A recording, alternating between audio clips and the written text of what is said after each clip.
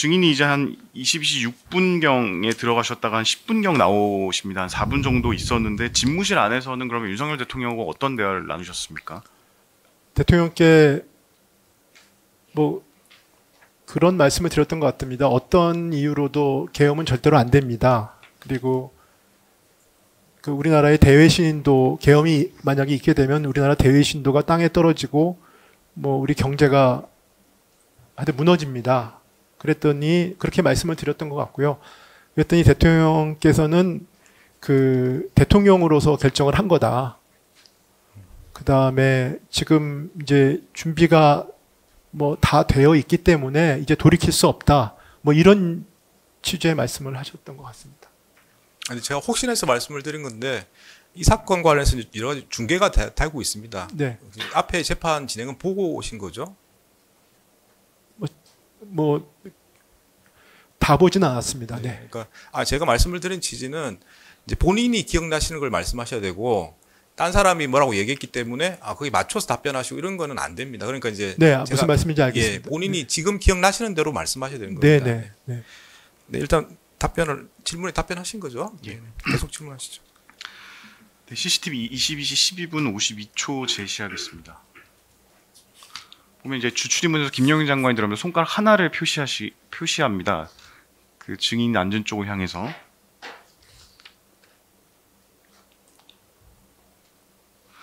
네, 묻겠습니다. 이때 김영인 장관이 이제 들어와서 그 대접견실로 들어와서 국무위원들이 있는 쪽을 향해서 손가락 한 개를 표시하는데 이 상황은 무슨 상황인지 기억이 나십니까? 김영현 장관이 들어왔던 건 기억이 납니다. 근데 뭐 손가락을 저렇게 했다 이런 거는 기억이 나지 않습니다. 그러면 그 가항입니다. 그때 아까 말씀하시기로는 그 좀 전에 이제 누가 오고 있구나, 누군가를 기다리고 있거나 이런 상황인 거는 이제 인지를 하셨고 실제로 그런 이야기가 오고 갔다고 하셨는데 한 명만 더 오면 된다 이렇게 말하는 상황은 아니었습니까? 아니, 저는 저 부분은 기억이 안 나고요. 김영현 장관께서 조금 이렇게 뭐 왔다 갔다 하신다 그럴까? 뭐 이런 거는 기억이 납니다. 그런데 저 상황은 제 기억으로는 김영현 장관을 제가 처음 보는 순간이었던 것 같습니다. 제가 김 장관께 좀 뭐 항의를 한다 그럴까요? 아니면 좀 화를 낸다 그럴까요? 뭐 그런 장면이 아닐까 저는 생각합니다. 그래서 저는 김영현 장관이 어떤 손치사건 어떤 말씀을 하셨는지는 기억이 없습니다. 네. 그 진술조서 수모 553번 진술조서 19,341쪽 제시하겠습니다. 그 저 상황에 관련해서 이제 그 당시에 오영주 또는 다른 국무위원 한 명의 도착을 기다리고 있었던 것으로 보이는데 어떤가요? 이렇게 검사가 물었고 증인이 답변하신 거는 앞서 말씀드린 것처럼 몇 사람이 더 오냐 마냐 이런 이야기가 오고 갔고 누가 오고 있구나 이런 생각을 했다 이렇게 말씀을 하셨거든요. 네네. 그러면 이 몇 사람이 더 오냐 마냐 이런 얘기가 오고 갔던 거는 기억이 나십니까? 네, 하여튼 누군가 오고 있고 기다리고 있다. 뭐 이 정도의 취지로 이해를 하고 있었습니다, 당시에. 네. 당은 생략하고 다항 묻겠습니다. 그러면 그 이제 특검에서 조사받으실 때 그 총리님께 더 반대를 해야 하지 않냐 말씀드렸던 기억이 있습니다라고 진술을 하셨었습니다. 네네. 근데 그러면 이 상황 피고인한테 그런 말씀을 하시는 거는 맞습니까? 네. 뭐 그런 취지의 말씀을 드린 건 맞습니다. 네. 그리고 그 당시 참석한 뭐 일부 국무위원들이 나와서 증언도 했고 조사받은 내용에 의하면 증인이 당시 이제 피고인 총리께 왜 반대를 안 하셨습니까? 50년 공직 생활을 이렇게 마무리하려고 그러십니까? 라고 말을 했다고 하는데 이런 말씀을 하신 것은 기억이 나십니까? 제가 뭐 정확한 워딩은 사실 기억이 안 납니다. 다만 아까도 말씀드렸듯이 아마 그 정도였던 것 같습니다. 대통령께 제가 대접견실 나오셨을 때 좀 말씀을 드렸고 그 다음에 집무실에 들어가서 또 좀 저 나름대로는 강하게 말씀을 드렸는데 성과가 없었다는 생각을 하고 집무실로 나오게 됐습니다. 그래서 제가 굉장히 그 당시에는 이거 어떡하지? 이걸 계엄이 현실화될 수도 있다는 걱정이 굉장히 앞섰고요. 그래서 굉장히 경악이 됐던 것 같습니다. 그래서 거기 계셨던 분들한테 우리 다시 한번 좀 더 만류를 해보자 라는 취지의 생각이 당시에 들어서 조금 옆에 계셨던 분들한테 격앙돼서 강하게 말씀을 드렸습니다. 드렸는데 아무래도 총리께서 계시니까 제가 총리께 뭐 왜 반대를 안 하십니까? 라고 했다면 그거는 뭐 반대를 안 한다는 걸 강조한 게 아니고 사실은 이제 더 반대를 해야 되지 않냐. 그래서 그랬더니 총리께서 더 만류해 봐야 되지 않냐 그랬더니 그런 취지의 말씀을 전 드렸던 기억이 나고요. 그때 총리께서 나도 여러 번 반대 말씀을 드렸다라고 말씀을 하셨던 거는 기억이 납니다.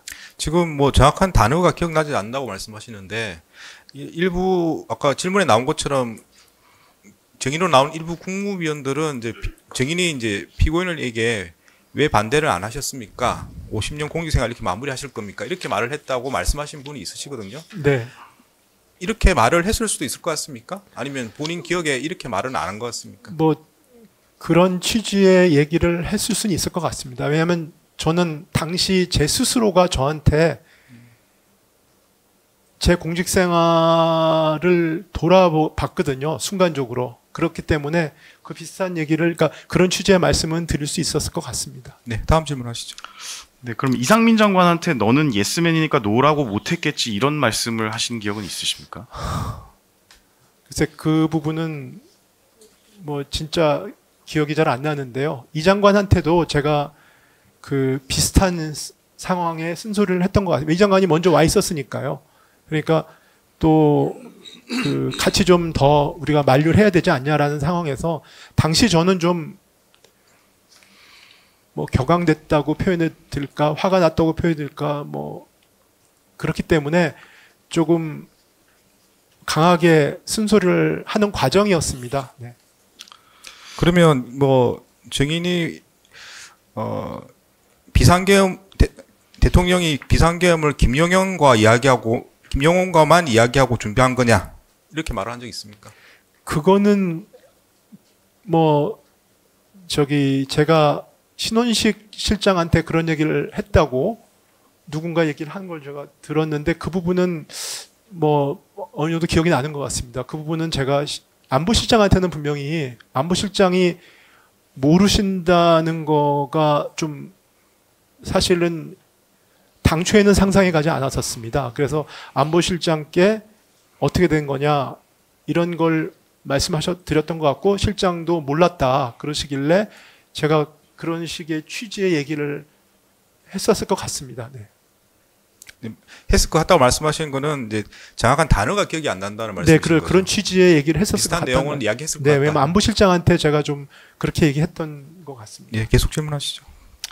네, 그러면 증인은 이제 피고인에게 왜 총리께서 반대를 안 하냐, 뭐 공직생활 이렇게 마무리하실 거냐 이렇게 말씀을 하신 걸로 봐서 그 피고인이 그 대통령, 그러니까 총리가 직접 대통령에게 이제 그 반대한다는 뜻을 표하는 것은 보신 적이 없는 것으로 보이는데 그 당일 대통령실에서 피고인이 대통령에게 그 반대한다는 의사를 표명하는 것을 보신 기억이 있습니까?